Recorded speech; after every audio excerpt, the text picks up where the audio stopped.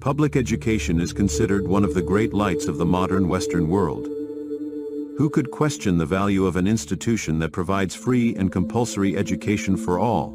However, as with many institutions of our time, the idealized image of how these institutions should function deviates wildly from the reality of how they actually function. If public schools encouraged critical thinking, stimulated intellectual curiosity, and produced healthy citizens, both physically and mentally, their value would be unquestionable. However, behind the carefully constructed image created by the bureaucrats who run the system, a much darker picture reveals itself. Some might consider this heresy, but a study of history reveals that the intention all along has been different. Western educational systems were modeled after the factory-style education first introduced in Prussia in the early 1700s. Albert Einstein, who achieved levels of genius rarely seen, did not attribute his intellectual development to compulsory schooling. Reflecting on his school years, he observed that after completing his final exams, his interest in the field he would later revolutionize was all but dead. Einstein believed that one of the major flaws of compulsory state education systems was their forced teaching style. After more than a decade of indoctrination in the school system, few emerge with a great thirst for knowledge and a curiosity about the many mysteries of the world. But if we cannot use our school education to generate the critical and curious minds necessary to protect society from the actions of corrupt authorities, the question arises: can the mainstream media play this role? Although skepticism towards this institution has increased in recent years, disdain and distrust towards the traditional media have a long history. Friedrich Nietzsche, one of the most intellectually free and curious minds in history, was not a fan of conventional media either. Richard Malcolm, a professor at the University of Chicago in the first half of the 20th century, found it ironic that while we had freed ourselves from the geocentric view of the cosmos, we had immersed ourselves fully in an illusory view of the world created by conventional media. But why does conventional media so often choose deception over truth? The journalist Walter Lippmann epitomized this view, calling the masses the bewildered herd and suggesting that one of the primary functions of the media is to put this herd in its place, as passive spectators, not active participants in the organization of society. As Neil Postman, a prominent American academic, writer, and cultural critic, explains, those who wish to exercise tyranny will do so because tyrants are active and ardent, and will set about, in the name of any number of gods, to put shackles on sleeping men. Postman specialized in studying the effects of media and technology on society. He explained how television and entertainment have directly contributed to the intellectual decline of the population. For Postman, television transformed all cultural aspects of society into superficial, entertaining experiences. He claimed that our politics, religion, information, sports, education, and commerce have become pleasant accessories to the spectacle, largely without protest or public attention. Postman pointed out that technology always brings about social change, and that it is naive to think it has only positive effects, to ignore that technology introduces a program of social change, to believe that it is neutral, or to assume that it always benefits culture, according to his interpretation, is an advanced form of stupidity. This mistaken perception makes it difficult for society to understand how television influences its way of thinking and the way it interacts with the world. Postman argued that the way we understand reality depends largely on the media used in a culture. He said that we do not perceive nature, intelligence, or ideology as they are, but as our languages and media allow us to. For him, our media are our metaphors, and they create the content of our culture.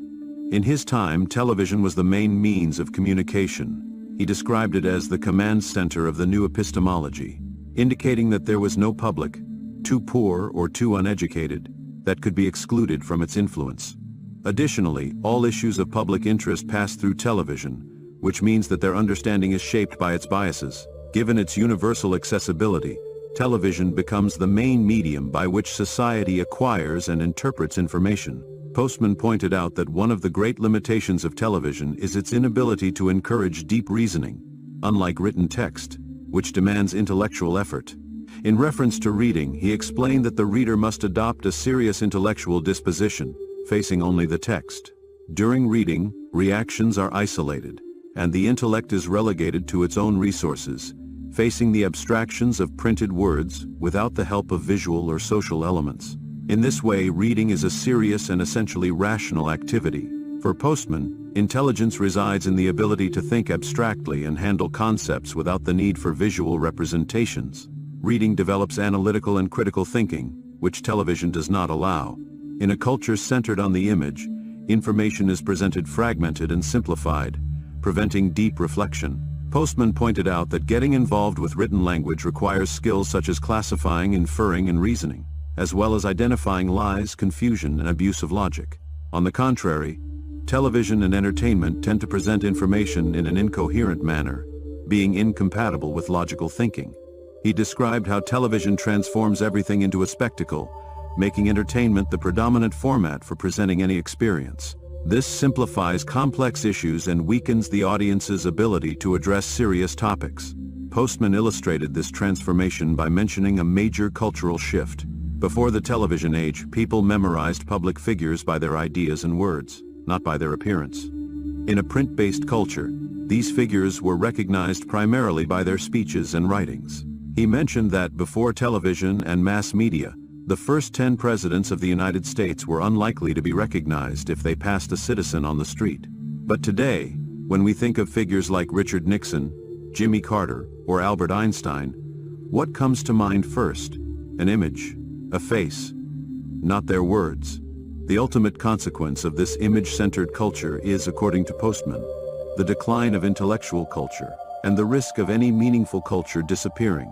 In his book, Amusing Ourselves to Death, Postman argued that although Orwell's totalitarian scenario in 1984 had not materialized, society was instead heading towards the dystopian scenario described by Aldous Huxley in Brave New World, a place where entertainment becomes the dominant ideology. According to Postman, culture is being transformed into a vast spectacle, which might be enjoyable, but is precisely what Huxley feared.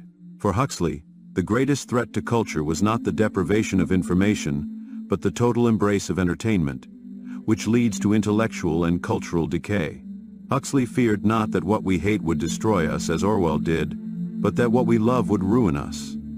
Postman suggested that Huxley's vision was perhaps the most prophetic, because it warned that people would worship technologies that undermine their ability to think. Huxley wrote, "What afflicted people in Brave New World was not that they were laughing instead of thinking, but that they did not know why they were laughing or why they had stopped thinking." Postman's message remains deeply relevant today. If in his time television was one of the main drivers of intellectual decline, today, new technologies have expanded our entertainment possibilities even further.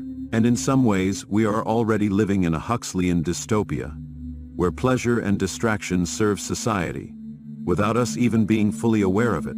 As Postman warned, we are amusing ourselves to death. Culture has become a spectacle, and what entertainment offers is not just leisure, but a way to control the mind.